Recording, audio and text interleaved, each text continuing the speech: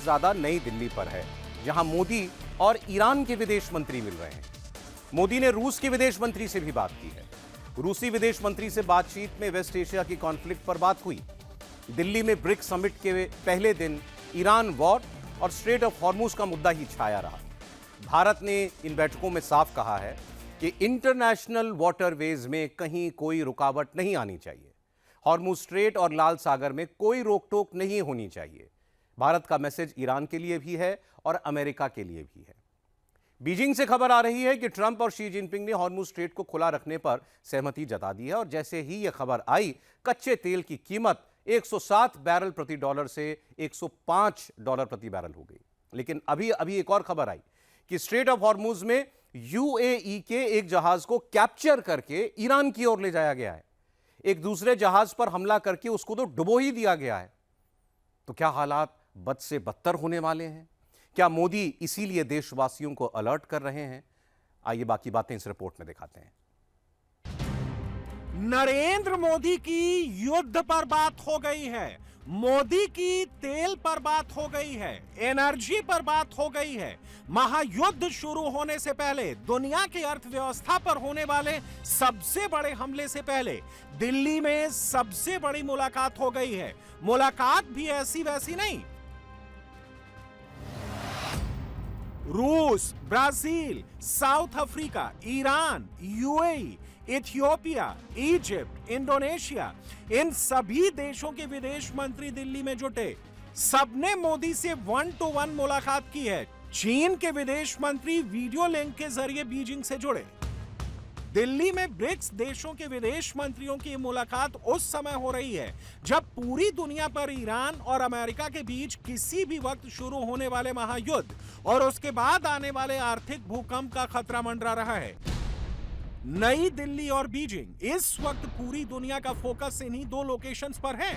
Beijing में Jinping और Trump की मुलाकात हुई, ईरान पर बात हुई है, तो नई दिल्ली में ब्रिक्स देशों का डेलीगेशन मोदी से मिला है। तो क्या बीजिंग में नहीं, दिल्ली में बहुत बड़ा ब्रेक थ्रू मिला है? क्या युद्ध पर फैसला हो गया है या पिक्चर अभी बाकी है? आने वाले दिनों में दुनिया की तस्वीर कैसी होगी? दुनिया की अर्थव्यवस्था पटरी पर दौड़ेगी या डिरेल होगी? ये ट्रंप और जिनपिंग की मुलाकात से तय नहीं होगा, ये तय होगा मोदी और ईरान के विदेश मंत्री अब्बास अराक्ची की मुलाकात वाली इस तस्वीर से। अमेरिका, ईरान के बीच मंडरा रहे युद्ध के काले बादल के बीच नई दिल्ली में ब्रिक्स देशों के विदेश मंत्रियों का मोदी से मिलना इसलिए मायने रखता है क्योंकि ब्रिक्स अब दुनिया की आधी आबादी यानी 50% आबादी और ग्लोबल व्यापार के 40% हिस्से को रिप्रेजेंट करता है। ब्रिक्स अब ग्लोबल साउथ की असली आवाज बन चुका है। और दिल्ली में इस मीटिंग की टाइमिंग इसलिए भी इंपॉर्टेंट है क्योंकि यह बैठक ठीक उसी समय हो रही है जब हॉर्मुज संकट की वजह से दुनिया की एक बड़ी आबादी, खासकर एशिया के देशों को ऊर्जा का बड़ा झटका लगा है, जो भारत और पूरे ग्लोबल साउथ को बुरी तरह प्रभावित कर रहा है, जिसकी एक वजह डोनाल्ड ट्रंप है जो इस वक्त चीन में है। दूसरी वजह ईरान है जिसके विदेश मंत्री ब्रिक्स के विदेश मंत्रियों की समिट के लिए दिल्ली में है। और दिल्ली में बैठकर ईरान ने अमेरिका को दो टूक शब्दों में कह दिया है कि ट्रंप चाहे जितना भी जोर लगा ले, ईरान झुकने वाला नहीं है, सरेंडर करने वाला नहीं है। As you have all witnessed, my country has within the span of less than a year twice been subjected to brutal and unlawful aggression by the United States and Israel. Did we retreat from our ideal of independence? Did we surrender to the will and whims of imperial power? The answer is clear. We did not and never will. By now, it ought to be clear that Iran is unbreakable and only emerges stronger and more united when under pressure. While ready to fight with everything we have in defense of our freedom and our soil, we are equally ready to pursue and defend diplomacy. As I have repeatedly stated, there is no such thing as a military solution to anything related to Iran. We Iranians never bow to any pressure or threat. It is high time for us to jointly step up and work towards making clear that those practices belong in the dustbin of history. Iran, therefore, calls upon BRICS member states and all responsible members of the international community to explicitly condemn violations of international law by the United States and Israel, including their illegal aggression against Iran, a member of BRICS. Iran झुकने के लिए ready नहीं है। अब ऐसे में सवाल है कि आगे क्या होगा? क्या ईरान ट्रंप की नहीं मोदी की बात मानेगा? क्या महायुद्ध का खतरा तभी टलेगा जब दिल्ली से डायरेक्ट मैसेज जाएगा? ईरान अमेरिका तनाव के बीच दिल्ली में ब्रिक्स देशों की मीटिंग से भारत ने बहुत बड़ा हिंट दिया है। दुनिया में स्थिरता लाने के लिए हिंदुस्तान लीड लेने के लिए रेडी है और यह बात भारत के विदेश मंत्री ने इशारों में कह दी है। Time of considerable flux in international relations, ongoing conflicts, economic uncertainties, peace and security remain central to the global order. Recent conflicts only underline the importance of dialogue and diplomacy. Many countries face challenges on energy, food, fertilizer, and health security, as also access to finance. BRICS can help them respond more effectively. Economic resilience is also key. Reliable supply chains and diversified markets are its essential components. We must focus on both. Excellencies, as chair, I will facilitate an open and constructive exchange. I encourage all delegations to share their perspectives in that spirit. Your inputs will help guide our discussions and contribute to a meaningful outcomes.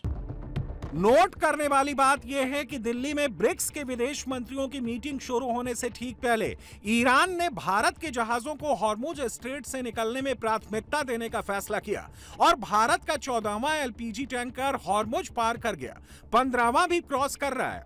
अब Persian gulf से भारत आने वाले सभी 15 tanker सुरक्षित बाहर निकल चुके हैं। इन सबके बीच एक बड़ी खबर बीजिंग से भी आई है। ट्रंप और शी जिनपिंग ने हॉर्मुज स्ट्रेट को खुला रखने और ईरान को न्यूक्लियर वेपन मुक्त रखने पर सहमति जता दी है। मगर सवाल यह है कि क्या ईरान इसके लिए राजी होगा, क्योंकि ईरान तो कुछ और ही आरोप लगा रहा है। ईरान के विदेश मंत्री ने आरोप लगाया कि अमेरिका हॉर्मुज स्ट्रेट पर गैर कानूनी ब्लॉकेड लगाकर दुनिया के लिए घुटन पैदा कर रहा है। दूसरी तरफ आईआरजीसी ने गुरुवार को बयान दिया है कि बुधवार शाम से लेकर अब तक लगभग 30 जहाज हॉर्मुज स्ट्रेट पास हो चुके हैं और ये सब ईरान की सरकार की इजाजत से ही हुआ है। अमेरिका स्ट्रेट ऑफ हॉर्मुज से ब्लॉकेड हटाने को रेडी नहीं है। ईरान अमेरिका के सामने सरेंडर करने को रेडी नहीं है और इन सबके बीच ईरान की नजर अब चीन पर नहीं है, रूस पर नहीं है, हिंदुस्तान पर है। अंतर्राष्ट्रीय संबंधों में उथल पुथल के बीच इकलौता हिंदुस्तान ही ऐसा देश है जो ईरान को भी मना सकता है और अमेरिका को भी समझा सकता है। लेकिन अगर भारत की कोशिशों के बावजूद ईरान अमेरिका आपस में लड़ते रहे तो दुनिया पर आर्थिक भूकंप आने से कोई नहीं रोक सकता। नरेंद्र मोदी उस एक्सट्रीम सिचुएशन के लिए खुद भी रेडी हो चुके हैं और देश को भी रेडी कर रहे हैं, क्योंकि आने वाले दिनों में खतरा बहुत बढ़ने वाला है। यह खतरा कितना बड़ा हो सकता है, कैसे भारत के साथ साथ दुनिया की अर्थव्यवस्था हिला सकता है, यह समझने के लिए आज आपको सिंगापुर के प्रधानमंत्री की कुछ बातें सुननी चाहिए। सिंगापुर के पीएम की बातें भारत के विपक्ष को बहुत ध्यान से सुननी चाहिए, जो नरेंद्र मोदी की 7 अपील का मजाक उड़ा रहे हैं। काफिले में गाड़ियां कम करने की मोदी की अपील का मजाक उड़ा रहे हैं। The Strait of Hormuz has been closed for more than 2 months.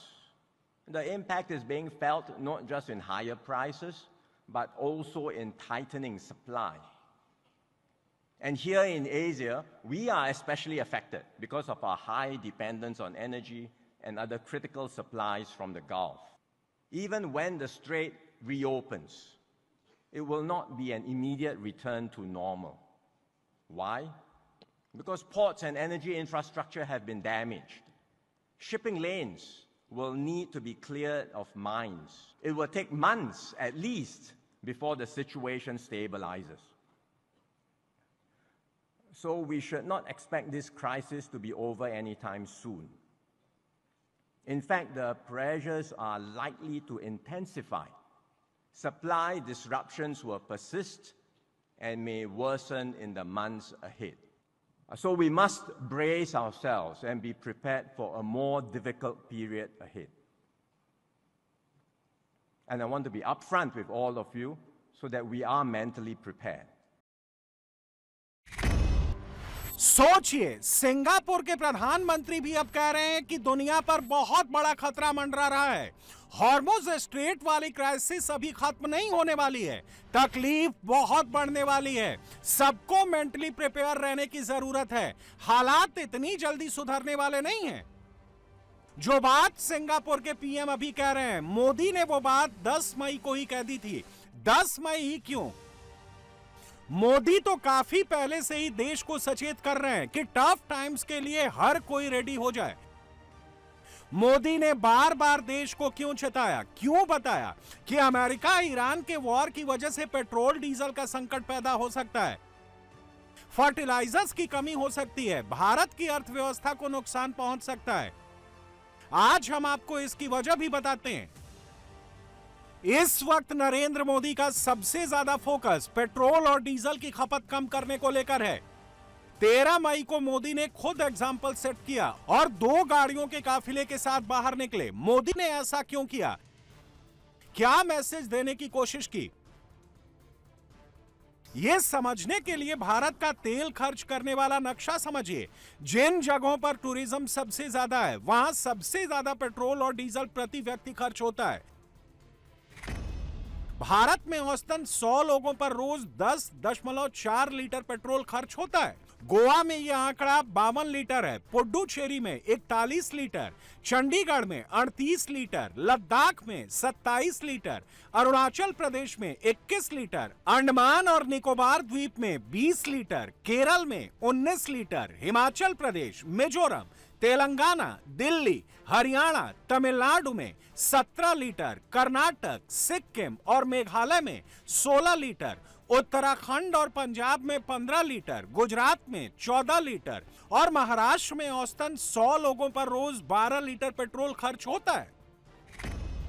जिन राज्यों में यह ग्राफ सबसे कम है, उनमें बिहार में 3 लीटर, बंगाल में 5 लीटर, त्रिपुरा में 6 लीटर और झारखंड, असम, उत्तर प्रदेश में औसतन 100 लोगों पर रोज 7 लीटर पेट्रोल का खर्च आता है।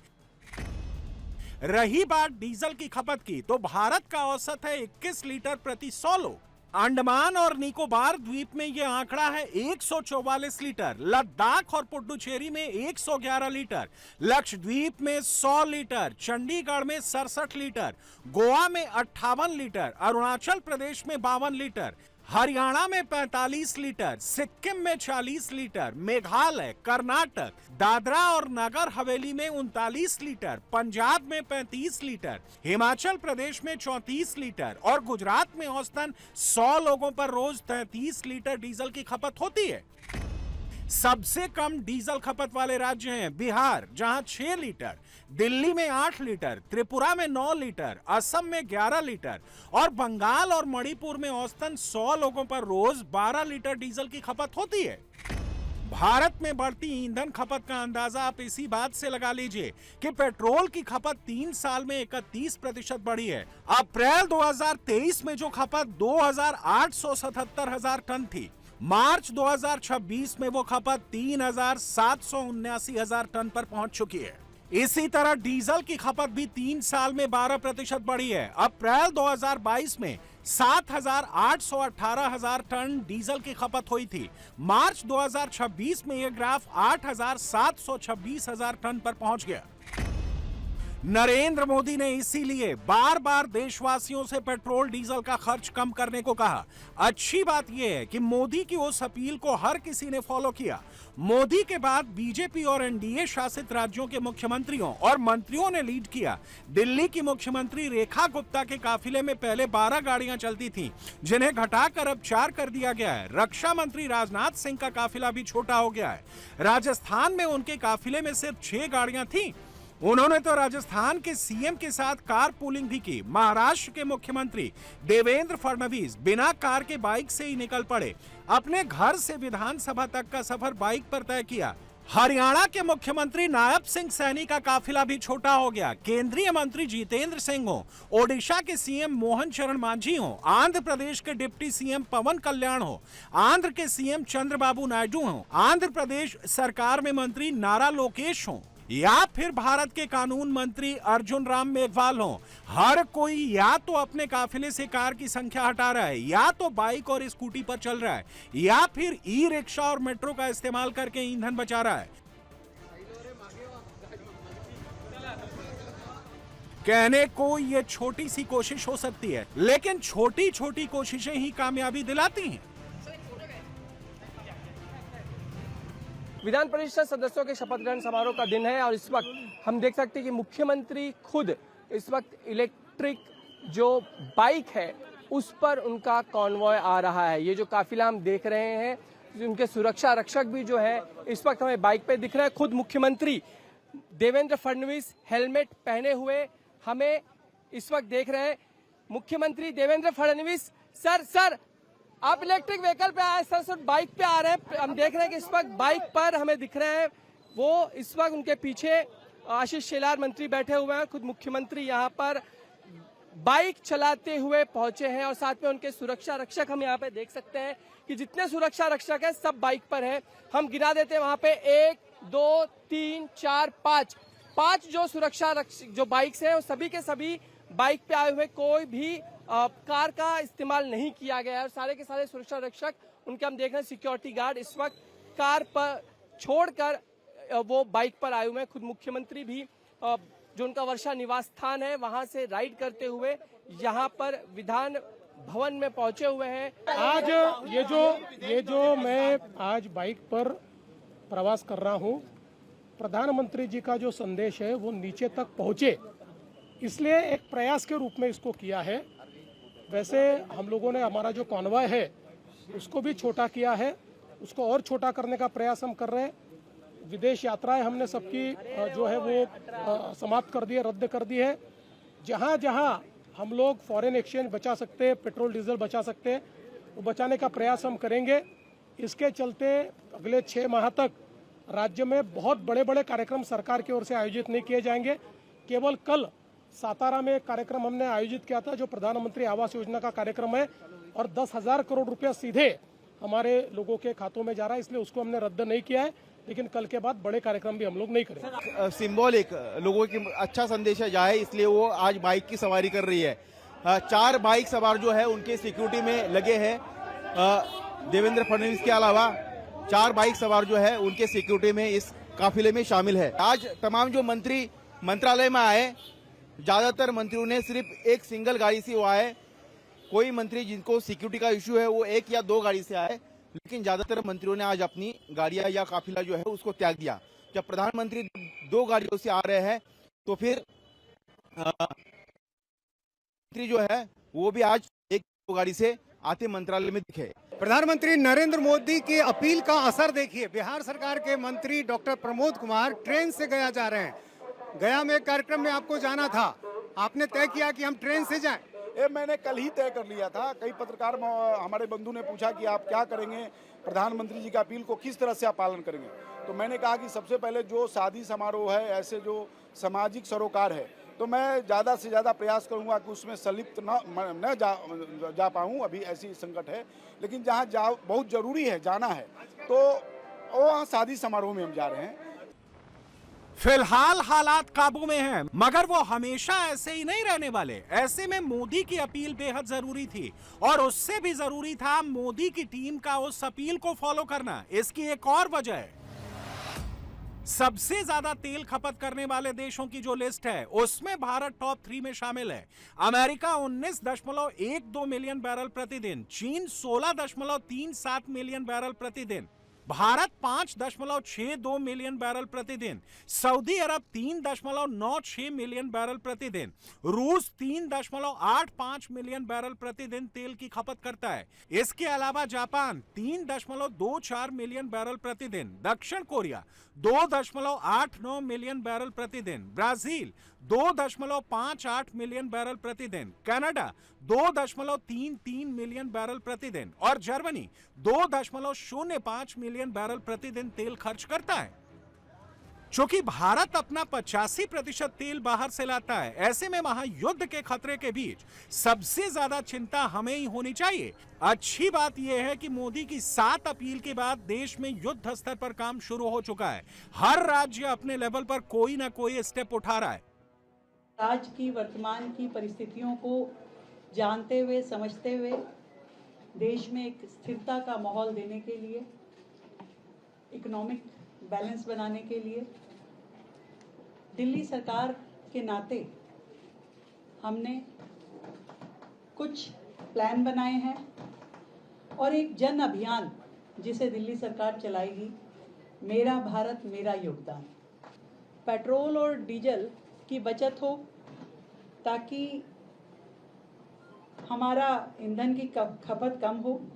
इसके लिए हमने 2 लेवल पे, एक गवर्नमेंट लेवल पे, एक प्राइवेट लेवल पे। गवर्नमेंट लेवल पे दिल्ली सरकार में 2 दिन हर हफ्ते वर्क फ्रॉम होम रहेगा। 2 दिन हर हफ्ते वर्क फ्रॉम होम रहेगा।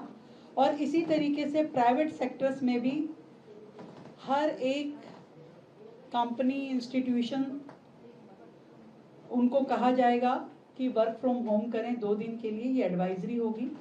प्रधानमंत्री जी ने देश में जो विश्व के हालात हैं उसके मद्देनजर हम सभी को कुछ एहतियात बरतने को कहा है। उसी के चलते चाहे वो पेट्रोल डीजल हो या बाकी चीजें हो, इसकी खपत हम कैसे कम कर पाए, इसका प्रयास हमको करना है। हम सब ने अपने कॉन्वॉय कम कर दिए हैं। आज एक मैं ऐसा कह सकता हूं कि मैं जो मोटरसाइकिल से यहाँ आया तो इस जो निर्णय है, इस निर्णय को समर्थन देने के लिए, और जब हम ऐसा करते हैं तो ज्यादा से ज्यादा लोगों तक ये चीजें पहुंचती है, इसलिए मैं यहाँ पर मोटरसाइकिल से आया हूँ। और हम लोगों ने बहुत निर्णय किए हैं किस प्रकार से हम लोग देश का पैसा बचा पाए, इसका प्रयास किया है। सभी के जो विदेश दौरे हैं उसको समाप्त कर दिया गया है।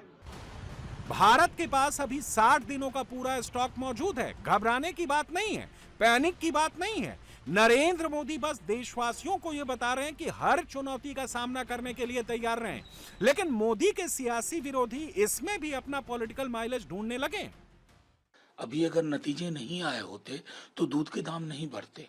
अभी आने वाले दिनों में देखिएगा पेट्रोलियम, पेट्रोल डीजल के दाम बढ़ेंगे और इन सब का कैस्केडिंग इफेक्ट होगा। कमर्शियल सिलेंडर का दाम बढ़ा, लोगों को ये बताया गया कि बड़े बड़े होटल रेस्टोरेंट यूज करते हैं। नो, ठेला वाला, रेहड़ी वाला भी कमर्शियल सिलेंडर यूज करता है। उसका प्रभाव कितनी दूर तक जाता है, क्या इसकी समझ नहीं है? अब प्रधानमंत्री जी 1%, 2% के सरोकारों पे बात करते हैं, व्यापक भारतवर्ष के सरोकारों पर तो चुप्पी है। Precaution is better than cure. हमें लगता है कि प्रिकॉशन जरूरी है, पैनिक की जरूरत नहीं है। और आज जो वैश्विक संकट का चौतरफा असर है पूरे विश्व में, उसको जो है वो कोई नज़रअंदाज नहीं कर सकता। इसलिए हमें संयम के साथ, सावधानी के साथ, समझदारी के साथ इस संकट के समाधान की दिशा में आगे बढ़ना होगा। और निश्चित तौर से जो पूरी दुनिया में इस वैश्विक संकट का असर है, बहुत महीनों तक जो है वो भारत ने बहुत समझदारी के साथ, संवेदनशीलता के साथ उसको रोका, लेकिन उसका असर पड़ेगा। लेकिन ज़्यादा से ज़्यादा लोग उससे प्रभावित ना हो, कम से कम उसका असर पड़े, ये कोशिश है। और इसीलिए उस वैश्विक संकट के दौर में मुझे लगता है कि किसी को भी जो है वो इस जो चंडाल चौकड़ी की जो घमासान है उससे उसे दूर रहना होगा। अफसोस की बात है कि ये जो चंडाल चौकड़ी है, इस चंडाल चौकड़ी की एक आदत बन गई है कि ये चॉकलेटी चंडाल चौकड़ी जो है वो घासलेटी जो है वो धमा चौकड़ी में लग जाती है। अब चॉकलेटी चंडाल चौकड़ी की जो घासलेटी धमा चौकड़ी है, उससे संकट का समाधान नहीं होगा, बल्कि और जो है वो कंफ्यूजन क्रिएट होगा। इसलिए जो है हमें प्रिकॉशन की जरूरत है, प्रिवेंशन की जरूरत है, पैनिक की जरूरत नहीं है। अब सबकी नजरें ब्रिक्स के ज्वाइंट स्टेटमेंट पर टिकी हैं। ब्रिक्स से जो संदेश आएगा वो एक महायुद्ध के खतरे को टालने वाली लकीर खींचेगा। मोदी दोनों फ्रंट पर डटे हुए हैं, ईरान से भी बात कर रहे हैं, अमेरिका से भी टच में हैं और कुछ घंटों बाद मोदी 5 देशों के दौरे पर भी निकलने वाले हैं। मोदी का एक स्टॉपेज यूएई होगा, जहां से मोदी भारत के लिए कोई बड़ी खबर लाने वाले हैं। ईरान पर भारी बमबारी होने वाली है और ट्रंप ने यह बात चीन में जाकर कही है।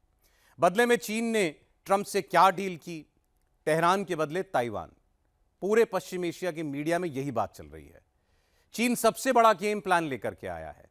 तेहरान में युद्ध रोकने के बदले वो अमेरिका से ताइवान मांग रहा है। अमेरिकन मीडिया से लेकर यूरोपियन मीडिया तक यही कमेंट्री कर रहे हैं कि चीन में ट्रंप झुक गए हैं, उनकी बॉडी लैंग्वेज बदल गई है। शी जिनपिंग ने उनसे सख्ती से बात की तो जिनपिंग के सामने ट्रंप के तेवर वैसे नजर नहीं आए जैसे वो व्हाइट हाउस में बाकी नेताओं को बुलाकर दिखाते हैं। अमेरिका जब ईरान से अगले राउंड का युद्ध लड़ेगा तब क्या चीन दूसरा फ्रंट खोलकर बैठ जाएगा? तेहरान युद्ध में ताइवान का चैप्टर कैसे आ गया, देखिए आप।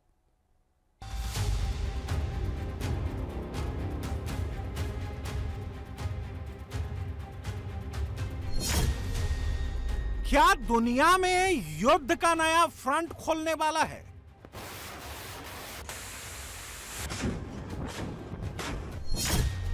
क्या ताइवान पर कब्जे के लिए अमेरिका से लड़ेगा चीन?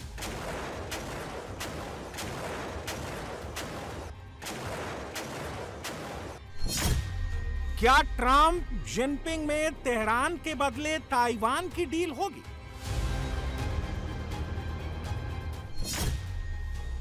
आज दुनिया भर के सभी बड़े अखबारों में सबसे बड़ी हेडलाइंस यही है। ताइवान के मुद्दे पर चीन ने अमेरिका को सीधी वार्निंग दे दी है। शी जिनपिंग ने ताइवान के मुद्दे पर ट्रंप के सामने रेड लाइन खींच दी है। अगर ताइवान के मुद्दे को अमेरिका ने मिस हैंडल किया तो युद्ध छिड़ सकता है। इसी से सवाल उठ रहा है कि क्या ताइवान के बदले तेहरान की डील होने जा रही है? ट्रंप ऐसे समय चीन पहुंचे हैं जब दुनिया में 2 बड़े युद्ध चल रहे हैं। ईरान से अमेरिका का टकराव रुक नहीं रहा, यूक्रेन रूस में जंग थम नहीं रही। दुनिया भर की नजरें इस दौरे पर हैं। ट्रंप बड़ी बिजनेस डील के लिए बीजिंग में हैं। चीन में ग्रैंड वेलकम से गदगद ट्रंप फूंक फूंक कर कदम रख रहे हैं। वहीं जिनपिंग एक के बाद एक धमाके कर रहे हैं, वो भी ट्रंप की आंखों में आंखें डालकर। जिनपिंग ने ताइवान पर कब्जे को लेकर ट्रंप को सख्त वार्निंग दी है। जिनपिंग ने अमेरिका की ताइवान पॉलिसी की खुलेआम आलोचना की है। ताइवान को ही अमेरिका चीन के रिश्तों का आधार बताया है। ताइवान का मुद्दा ही तय करेगा कि आगे अमेरिका चीन के रिश्ते कैसे रहते हैं। ताइवान स्ट्रेट में शांति स्थिरता तभी रहेगी जब अमेरिका चीन की बात मान लेगा। ताइवान का चीनी साम्राज्य में उसी तरह विलय हो जाएगा जैसे हांगकांग का हो चुका है। अभी तक ये बातें जिनपिंग यदा कदा कहते थे, पहली बार ट्रंप के मुंह पर बोली है। ट्रंप को सुनने की आदत नहीं है, वो नमक मिर्च लगाकर सुनाने वाले नेता हैं। पहली बार ट्रंप ने जिनपिंग की धमकी को सुना, उनके अंदाज को झेला भी। जिनपिंग यही नहीं रुके, उन्होंने यहां तक कह दिया कि अगर अमेरिका ताइवान की आजादी का समर्थन जारी रखता है तो साउथ चाइना सी में जिनपिंग आग लगा देंगे। जिनपिंग जब बीजिंग के ग्रेट हॉल ऑफ पीपल में ताइवान पर धमकी दे रहे थे, ट्रंप बहुत ध्यान से सुन रहे थे। जिनपिंग और ट्रंप फिर टेंपल ऑफ हेवन घूमने गए।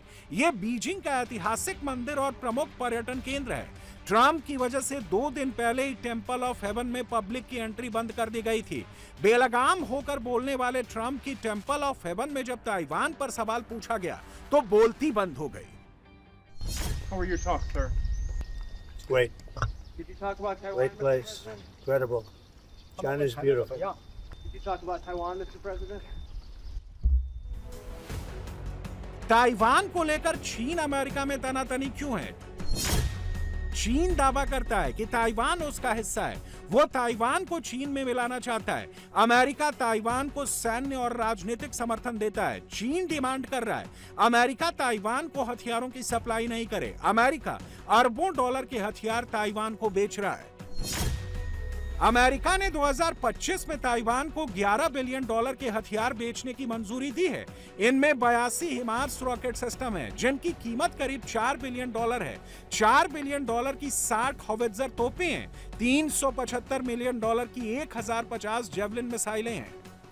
$353 मिलियन की 1545 टो मिसाइलें हैं। $91 मिलियन की हार्पून मिसाइलें हैं। $96 मिलियन के AH-1W हेलीकॉप्टर और उनके स्पेयर पार्ट्स हैं। ताइवान का एरिया 36,197 वर्ग किलोमीटर है। एरिया के हिसाब से ताइवान के पास सबसे ज्यादा मिसाइलों का भंडार है। रिपोर्ट के मुताबिक ताइवान के पास 6000 से ज्यादा मिसाइलें हैं। इनमें अमेरिका के अलावा ताइवान की स्वदेशी मिसाइलें भी हैं। अगर ताइवान पर कब्जा करने के लिए चीन युद्ध छेड़ता है तो क्या होगा, इसे ईरान अमेरिका युद्ध से समझ सकते हैं। ईरान के पास 3000 मिसाइलों का भंडार था। ताइवान के पास 6000 मिसाइलों का स्टॉक था। ताइवान के पास हार्पून, स्टिंगर और एम-9 साइड विंडर जैसी खतरनाक मिसाइलें हैं। हार्पून एंटी शिप मिसाइल है जो जमीन से समंदर में चीनी शिप को उड़ा सकती है। स्ट्रिंगर मिसाइल मैन पोर्टेबल है, मतलब कंधे से फायर की जा सकती है। ये हवा में दुश्मन के हेलीकॉप्टर, फाइटर प्लेन, ड्रोन को मार गिरा सकती है। M nine side winder missile short range missile है जो दुश्मन के फाइटर प्लेन को निशाना बना सकती है। ईरान की तरह ताइवान के पास अपनी खुद की मिसाइल रेंज है। ताइवान की होसोंग फेंग 3 क्रूज मिसाइल की रेंज 1000 से 1200 किलोमीटर है। रिपोर्ट के मुताबिक ताइवान के पास 100 से ज्यादा हसुइंग मिसाइल मौजूद हैं। अमेरिका 2.5 महीने में ईरान की मिसाइलें नहीं खत्म कर पाया, तेहरान को नहीं हरा पाया, तो चीन के लिए ताइवान पर जबरन कब्जा आसान नहीं होगा। ऐसे में जिनपिंग ने बड़ा गेम खेला है। ट्रंप से जिनपिंग एक डील चाहते हैं, तेहरान लो, ताइवान दो। अगर ये डील हो गई, जिसकी संभावना बहुत कम है, तो चीन युद्ध में ईरान का सपोर्ट बंद कर देगा। ईरान मिसाइलों से लेकर ड्रोन तक के लिए चीनी कलपुर्जों पर डिपेंड है। चीन से सपोर्ट नहीं मिलने पर ईरान ज्यादा दिन युद्ध में नहीं टिक पाएगा। ट्रंप को युद्ध जीतने का बड़ा मौका मिल जाएगा। दूसरी तरफ जिनपिंग की ताइवान पर कब्जे की मुराद पूरी हो जाएगी। ईरान जैसी युद्ध मशीनरी के लिए चीन पर डिपेंड है, वैसे ही ताइवान अमेरिका पर डिपेंड है। ताइवान के सभी एयर डिफेंस सिस्टम अमेरिका में बने हैं। ताइवान के पास 3 advance patriot air defence system है। ये चीन की बैलिस्टिक, क्रूज मिसाइलों और फाइटर प्लेन को मार गिरा सकता है। ताइवान का एवेंजर एयर सिस्टम भी अमेरिका में बना है। ये ड्रोन और शॉर्ट मीडियम रेंज मिसाइलों को रोक सकता है। ईरान ने जैसे युद्ध में दुनिया की सबसे बड़ी सैन्य शक्ति अमेरिका को घुटनों पर ला दिया, क्या ताइवान भी चीन को इसी तरह बैकफुट पर ला सकता है? युद्ध के मैदान में ताइवान की सबसे बड़ी ताकत क्या है? ताइवान के पास F-16V जैसे मॉडर्न नई जनरेशन के फाइटर जेट्स हैं। ताइवान हर साल 1000 से ज्यादा मिसाइल का प्रोडक्शन करता है।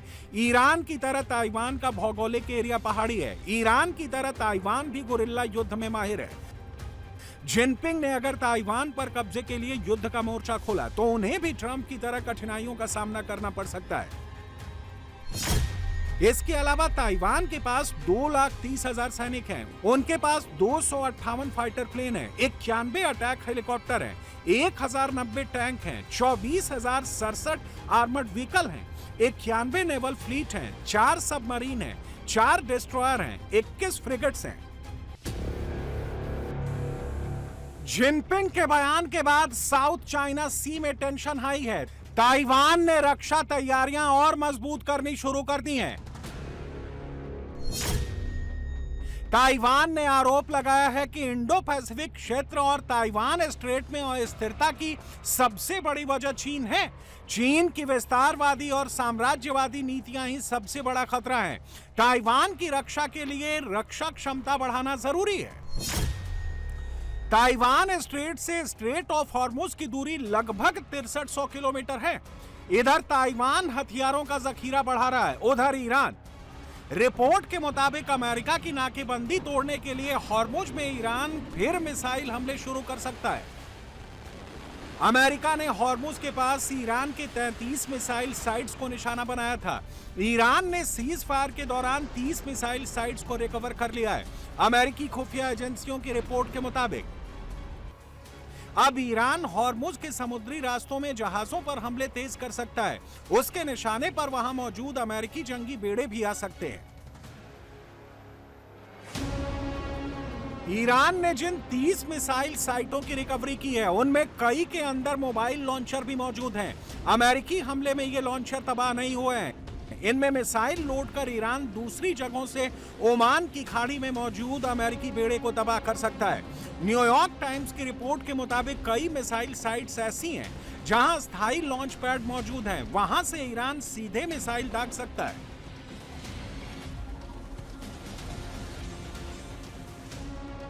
परमाणु पर चीन अमेरिका में डील। अमेरिका के स्टैंड से जिन